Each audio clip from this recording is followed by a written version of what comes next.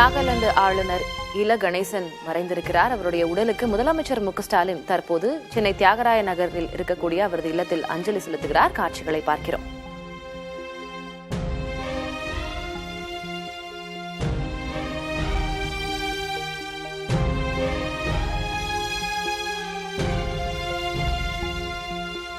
தமிழக பாஜகவின் மூத்த தலைவர்களில் ஒருவராக இருந்து பின்னர் 2021 மணிப்பூர் ஆளுநராகவும் தற்போது நாகாலாந்து ஆளுநராகவும் இல கணேசன் பதவி வகித்து வந்தார். இந்நிலையில் அவர் சென்னையில் காலமாகியிருக்கிறார். முதலமைச்சர் மு க ஸ்டாலின், துணை முதலமைச்சர் உதயநிதி ஸ்டாலின் உள்ளிட்ட பல்வேறு தலைவர்கள் அவருடைய உடலுக்கு தங்களது இறுதி அஞ்சலியை செலுத்தியிருக்கிறார்கள்.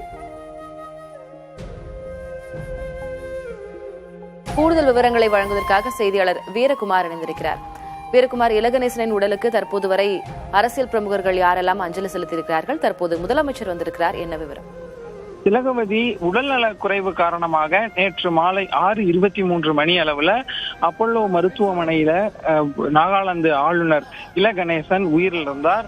அவர் தொடர்ந்து மருத்துவமனையிலிருந்து டி நகர்ல இருக்கக்கூடிய அவருடைய இல்லத்துல கொண்டு வரப்பட்டு அஞ்சலிக்காக வைக்கப்பட்டிருந்தது. பின்பு இன்று காலை தியாகராய நகர் நடேசன் பார்க் எதிரே இருக்கக்கூடிய விளையாட்டு மைதானத்தில் தற்போது பொதுமக்கள் மற்றும் அரசியல் கட்சி தலைவர்களின் அஞ்சலிக்காகவும் வைக்கப்பட்டிருக்கிறது. தற்போது தமிழ்நாடு அரசு சார்பில் தமிழ்நாடு முதலமைச்சர் மு க ஸ்டாலின், துணை முதலமைச்சர் உதயநிதி ஸ்டாலின், தமிழ்நாடு தலைமை செயலாளர் முருகானந்தம், அமைச்சர் KN நேரு, சட்டமன்ற உறுப்பினர் கருணாநிதி உள்ளிட்டோர் மறைந்த நாகாலாந்து ஆளுநர் இல கணேசன் உடலுக்கு மலர் வளையம் வைத்து அஞ்சலி செலுத்தி இருக்கிறார்கள். குறிப்பாகவே காலை முதலே பல்வேறு அரசியல் கட்சி சார்பில் இவருடைய உடலுக்கு அஞ்சலி மற்றும் மரியாதை செலுத்தி வருகிறார்கள்.